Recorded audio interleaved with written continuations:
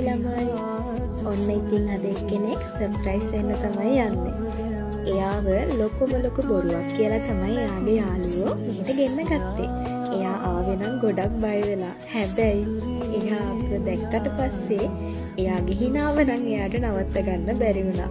එයා ඒ තරමටම සතුටු වුණා.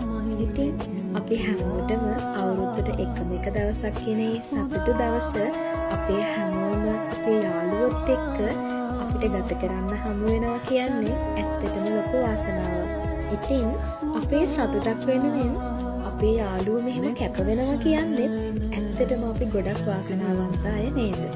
ඉතින් ඔයාලටත් මේ විදිහට සර්ප්‍රයිස් වෙන්න ආස නම් ඔයාලගේ ආදරය කරන ආදරවන්තයින් යහළුවන් ආදරවන්තියන් ඕනම කෙනෙක් මේ විදිහට සර්ප්‍රයිස් කරන්න ඕන නම් මට කතා කරන්න.